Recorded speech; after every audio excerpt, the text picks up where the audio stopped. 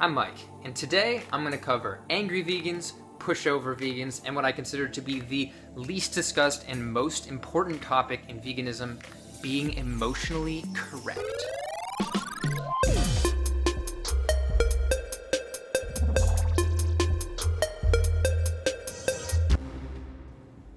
Most vegans take one of two approaches. One, the angry vegan. And that it's not okay to use their milk and blood to make fucking cookies!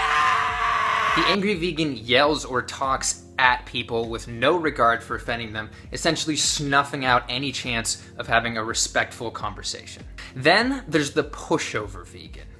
Yeah, I'm totally like a cool vegan. I never give you crap about eating meat. Barbecuing is so fun. They either put their head in the sand or go completely against their morals just to fit in or avoid conflict. This is really emotionally toxic and it doesn't get their point across at all.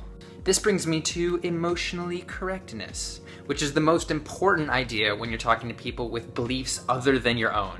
Who has to deal with a lot of people with different beliefs? Sally Cohn, who is a lesbian progressive talking head on Fox News. Here's what she has to say. I debate people who literally want to obliterate everything I believe in some cases who don't want me and people like me to even exist. For decades, we've been focused on political correctness, but what matters more is emotional correctness. Emotional correctness is the tone, the feeling, how we say what we say, the respect and compassion we show one another. Sally Cohn's job is really similar to just being a vegan in the sense that you're constantly dealing with people with different beliefs than you have. For Sally, it's things like immigration and abortion. For vegans, it's what they eat. And just talking to anybody they run into, chances are they're going to disagree with you. Her goal, of course, is to change their mind. And let's be honest, as vegans, we want everyone else to be vegan. We believe it's the right thing to do, so we want other people to do it as well. If you actually care about saving as many animals as possible, you're going to have to foster a conversation that actually changes minds. You're going to have to be persuasive. And what I've realized is that political persuasion doesn't begin with ideas or facts or data. Political persuasion begins with being emotionally correct. Simply not offending somebody is the first step. You're gonna have to actually address their concerns and listen to them. So, someone who says they hate immigrants, I try to imagine how scared they must be that their community is changing from what they've always known. Or someone who says they don't like teachers' unions. I bet they're really devastated to see their kids' school going into the gutter and they're just looking for someone to blame. All of the issues that Sally is talking about with liberals and conservatives also apply to vegans and omnivores. In my last video, I covered how being vegan makes you objectively a better person by not killing animals. But acting like you're a better person will prevent people from going vegan. Our challenge is to find the compassion for others that we want them to have for us. That is emotional correctness. Think about the conversations you had with vegans before you went vegan. Were they making themselves seem superior? Were they yelling at you and making you feel like a horrible person? Probably not.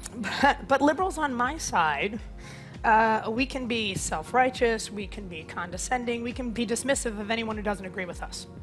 In other words, we can be politically right, but emotionally wrong. And incidentally, that means that people don't like us, right? Because you can't get anyone to agree with you if they don't even listen to you first. The hardest part about being emotionally correct as a vegan is chances are omnivores are not being emotionally correct. They're often shoving meat in your face and prodding you with comments like, Baby pig is delicious. Save the plants, eat bacon.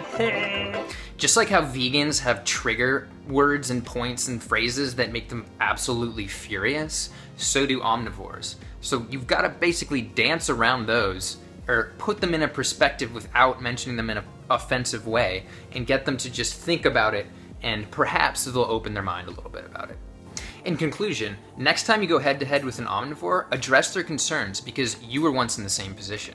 Have the same compassion for them that you would have liked before you were vegan. And don't shut them down, instead open up the conversation. Thanks for watching.